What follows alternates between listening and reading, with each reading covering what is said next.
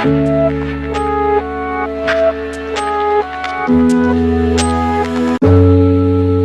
amígi ju ọmọ wa èkìládé ègbé mọ́ràmọ́rà karapọ̀ ẹni lórí ìjọ ọmọ aṣípò yòró ìjà gbẹ̀dẹ̀ sí ni ọmọ abó òkìtì ní ọmọ abó òkìtì jàdùn ògbéra alẹ́ ìbòjì.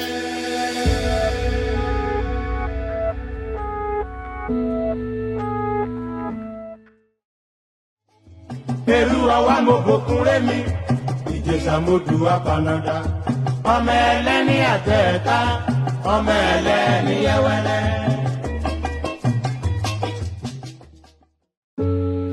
Ìjẹ̀ṣà ní mèrè tẹ́sọ̀rọ̀ odò nìna bí wá sí ìyá kan ló bí mi àti Rasco tẹ́ǹbì.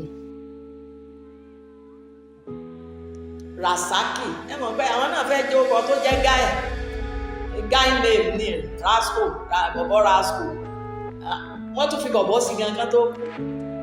ṣe rí bọ̀bọ̀ Rasco. bọ̀bọ̀ ni o bọ̀bọ̀ ni. bàbá tá a rántí wọn lọ́jọ́ èmi ìyẹn bọ̀bọ̀ yìí tí a bá kọ̀ tá a ṣeun tá a ṣe á jí ibi tó wà. Like a father to all of us. This is our icon, our pride. Was a man with large heart. If given the opportunity to come back to life, I would still love to have him as my father. Anytime you go to him, the first question he will ask you is, what are you going to eat? Because at any point in time, he has more than 5 different pots of stew. At least anybody who lives in Oshobo, we cannot forget Rasco. That he was a visionary, he was a leader, he was doing things where many people hadn't even ventured in Oshogbo. Rasco, bí gbogbo èèyàn ṣe máa ń pè wọ́n. Èèyàn ńlá ni wọ́n. He was born great and he achieved a lot of greatness. He relates with everybody. So he was a people's man. Though he was a tough man. He would tell us repeatedly that even though you guys are born in wealth or whatever, you have to earn it.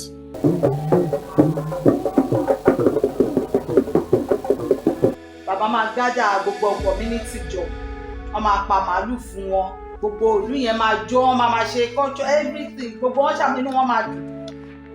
I feel that Nigeria would have been a better place with people like him around, who was able to risk his own life for the survival of people from other races and other tribes.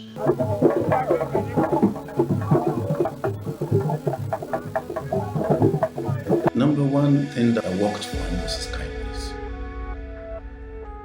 Baba will give his last kobo. He doesn't believe the money for today should stay till tomorrow.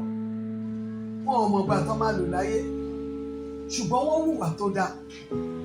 Sáàárín àwọn onítíátà o, àfẹ́ni tó bá fẹ́ ṣe Ọlọ́run. Ẹ̀kọ́ tó kọ́ wọn ni ká máa ṣe fún yàn, ká má nítorí wípé àlówó kárùn ló sáfẹ́ tí ó rárá gbogbo èèyàn dìde.